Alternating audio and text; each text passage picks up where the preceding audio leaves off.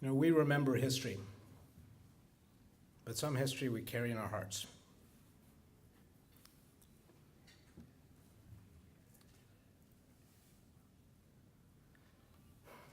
In 1939, my grandparents, my mother, and my aunt were Dutch Jews living in Belgium. And in September, the Nazis invaded Poland. And my grandmother did what she did when she made a decision. This tall. She raised her right fist, she raised her right leg, and made a decision. And she said, "We're leaving." And in 1939, they were fortunate enough to escape. No one else in the family escaped. They perished at Auschwitz. So to read the history of what happened here in Alaska, it's a history we should keep in our hearts, because it's a history that's not far from where we are. We drive down the streets, we see the names of people who were part of that history, who stood in the way of Jews being welcomed on these shores. We should never forget. But in never forgetting, we must always remember who we are and what we aspire to be.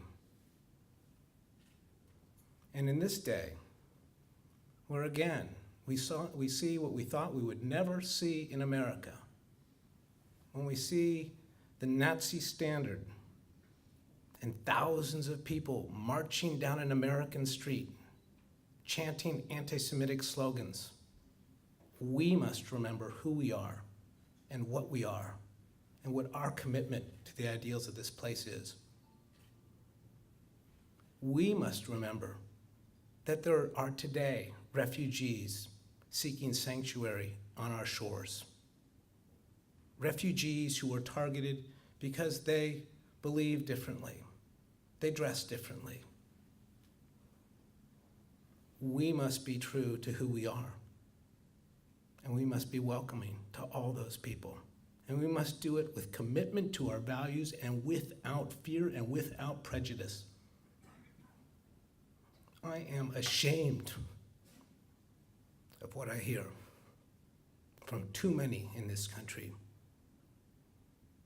People who want to bar the door for those who aren't here now. When I saw those swastikas, that is treason, and we should never call it any less than that, because it is a betrayal of the sacrament that is all that is sacred about this country. Everybody is welcome here. It doesn't matter where you came from or how long you've been here. And in Alaska, of all places, where for 10,000 years, very few people were privileged to call this place home, we must particularly be welcoming. We must particularly remind the people in the rest of the country who they are and what they're supposed to be. It's liberty and justice for all, equality under the law. These are not difficult concepts.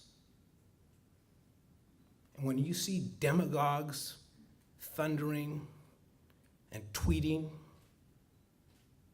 you have to call it for what it is. And if we want America to be what it is supposed to be, then we have to stand up for the values that we believe in. We have to remember our history. We have to all be righteous and protect people who we might disagree with. Defend voices that are raised in different prayer, because that is how we arrive at a higher plane. That is how we become the America we're supposed to be. This is a great land already. And it is great not because of the territory it embraces. It is great because of the ideals and because of the people. And so long as we remember that, even if there is an eclipse, we will see the light again. Thank you.